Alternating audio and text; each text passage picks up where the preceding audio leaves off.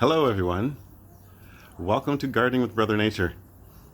Today we're going to talk about DIY, do-it-yourself composting. So we're going to look at vermicomposting today. What we do here at Evergreen Brick Works. We actually have two ways of composting here on site. So the other ones are traditional composting where we have like 6 bins outside. We cut everything down, chop everything down very, very small, and we go through a whole system. Then we have our vermicomposting or worm Wranglers program. So that program, I really, really enjoyed that program because it's showing people how to use red wigglers, the worms that we use here on site, to eat the food waste that we're creating here in Canada, or around the world even. If you really think about it, one of our biggest problems here in Canada is food waste. We are wasting way too much food. It's going to the landfills when all that food can be made into compost and put back into the earth, back into the garden, so you can have better, richer, more nutrient, more vitamins within your fruits and veggies. It cuts down all that waste that's going to the landfill. So here at Brickworks, what we do is we try to keep our food waste into a closed loop system. So what that means is that when we're open and there are people down here who are having events, or they're having weddings down here, or maybe they're having baby showers down here, anything like that, or even schools who are visiting, what we encourage them to do is to leave their food waste in a separate bin so that we can take that food waste and distribute it to the compost crew, which is a composting program we have here on site, and also to the worm wranglers as well. It's our way of cutting down the food waste that's going into our landfills. We have to be very, very careful and cautious of it, because we can take that food waste and make it into this rich, amazing compost, into the soil, back into the earth. All right, I'll get off my soapbox. Do you guys want to see what we do here for worm wranglers? All right, so let's look at something first, all right? So, what you see here, this is the food waste. So there's like strawberries, I think there's berries, banana peels, and apples, okay? When it's done with the worms, my worms are inside of here, all right? It will turn into this absolutely gorgeous looking vermicompost. Look at that. Nice dark brown, great for your plants. Your plants will love this. Your plants, you can put as much as you want on your plants, actually, more than the man-made or human-made fertilizer that would burn your plants. Your plants will love this a lot better. All right? So, let's take a time and actually look at how you can build one at home. How's that? Quick and easy. You don't need a big system. Just, if you have a bin, any kind of bin, just make sure some holes in it. I happen to have a spare bin right here, and I'll show you how I can build a small one for my own private use. All right, my friends? All right, I'll put you down over here. Hope you guys are still holding on. Still with me? Perfect. All right, technical difficulties, my friends. Perfect. You see me? Awesome. So, what you're going to do is you need some shredded up newspaper. Lots of shredded up newspaper. Do not use office paper, because that office paper is bleached and the ink on it is chemical ink, whereas newspaper is recycled and the ink is vegetable ink. So it's good for the worms, and if there's no food left over, the worms will actually eat this as well. So what I will do is I always have some pre-dampened soil, right? Leftover spent soil from doing sprouts and stuff like that. I'll take this and I'll put a layer on the bottom of this. But first things first, when you have your container, guys, make sure you have a big enough container for what you're looking for. This container has holes in it.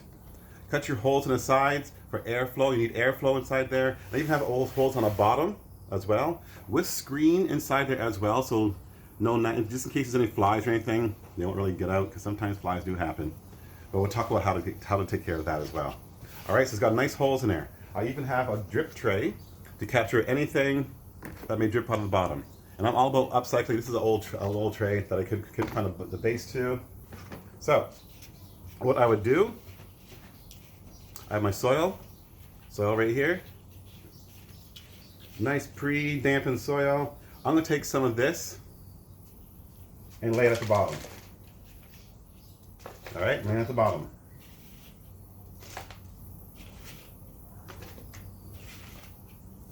Then I'm going to take some of my newspaper, lay it on top. Just like this. Just like this. Taking my worms. Remember, they're in this one. I'm going to pour them all inside here. These worms right here, I rescued from one of our recycled bins.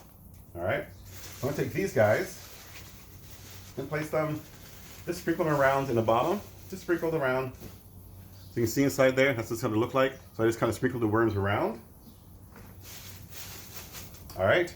So what I always do, I always add a little bit more soil, like sort of do like a layer effect when I'm doing my first worm bin. All right? More soil on top. Then also, if you happen to have a sprayer, I would want you to dampen it down. Add some water to it. That's good enough water. So I'm back with this again. Now what I want to do is add my food. This is how I do mine. So what I'll do, push this over so you guys can actually see more. Okay, what I would do is I have my food right here. I'll find one corner, just one corner to put your food in. I'm going to take my food and put it in the top left corner. Just right back there in the corner.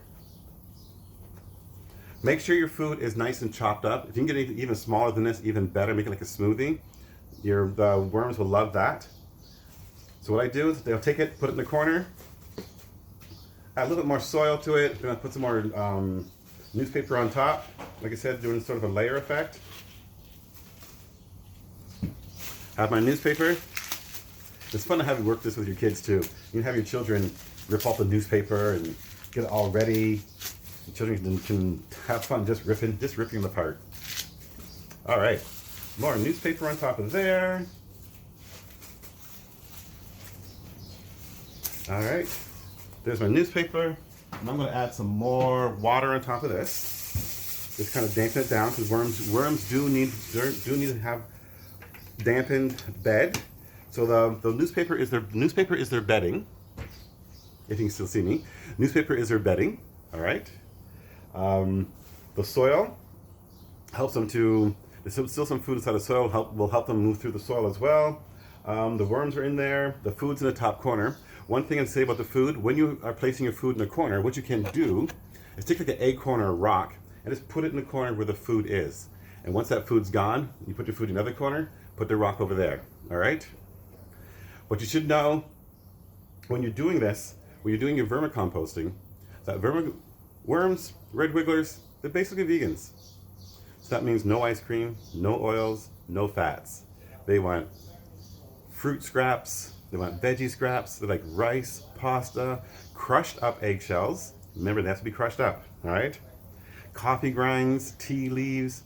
So all the stuff that we're throwing in the dump or the garbage can be converted back into soil for our garden beds, eh? I mean, it's one of the best ways to take care of your gardens. So,